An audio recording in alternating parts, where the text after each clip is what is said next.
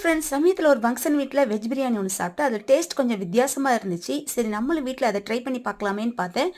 சரி, உங்களுக்கான இந்த வீடியோ போட போகிறேன். வாங்க, கேஸ் ஆன் பண்ணி குக்கர் வச்சிடலாம். அதில் 2 ஸ்பூன் அளவுக்கு ஆயில், 2 ஸ்பூன் நெய் சேர்த்துக்கலாம். பட்டை, கிராம்பு, ஏலக்காய், பிரிஞ்சி இலை இதெல்லாம் சேர்த்து நல்லா பொரிஞ்சதுக்கப்புறமா ஒரு பெரிய சைஸ் வெங்காயத்தை நீல வாக்கில் பொடிசாக கட் பண்ணி அதையும் சேர்த்து கொஞ்சம் முருகலாக ஆகுது வரைக்கும் வதக்கிக்கலாம். 1 டீஸ்பூன் இஞ்சி பூண்டு பேஸ்ட்டு, ஒரு பெரிய தக்காளியை பொடிசாக கட் பண்ணி சேர்த்து அதையும் வதக்கிக்கலாம். நல்லா வதக்கி கொடுத்துட்டு 3 பச்சை மிளகாய் சேர்த்துக்கலாம்.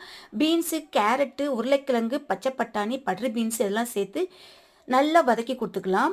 இது கூடவே இப்போ 1 டீஸ்பூன் வத்தப்பொடி, 1/2 டீஸ்பூன் மல்லிப்பொடி, 1 டீஸ்பூன் பிரியாணி மசாலா, 1/2 டீஸ்பூன் கறி மசாலா பொடி எல்லாம் சேர்த்து நல்லா வதக்கி கொடுத்துட்டு 1 டீஸ்பூன் உப்பு சேர்த்து நல்லா வதக்கி கொடுத்துக்கலாம்.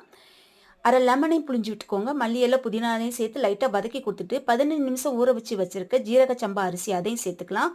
1 கப்புக்கு 1/2 கப் அளவு தண்ணி சேர்க்கணும். இப்போ தண்ணியை தேவையான அளவு சேர்த்துட்டு நல்லா மிக்ஸ் பண்ணி கொடுத்து மூடி வச்சுக்கணும். ஒரு 2 விசில் வந்தோன்னே இறக்கிடுங்க. சூப்பராக ரெடியாகிடும் பிரியாணி.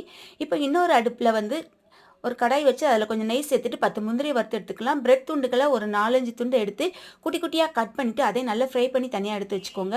இப்போ மேலே கொஞ்சம் நெய் சேர்த்துக்கலாம். பிரியாணி ரெடி ஆகிடுச்சு. மல்லியில புதினா சேர்த்துட்டு நம்ம ஃப்ரை பண்ண பிரெட் துண்டுகள், முந்திரி எல்லாம் சேர்த்து நல்லா மிக்ஸ் பண்ணி கொடுத்துட்டு பிளேட்டுக்கு மாற்றிட்டு சாப்பிட்டு பாருங்கள். செம்ம டேஸ்டியான எம்மியான வெஜ் பிரியாணி. கொஞ்சம் வித்தியாசமாக இருக்கும். இந்த மாதிரி ஜூஸு, தயிர் பச்சடி, பிரெட் அல்வாவோடு சேர்த்து சாப்பிடல செம்ம டேஸ்டி. வீடியோ கிளிக் பண்ணுங்கள்.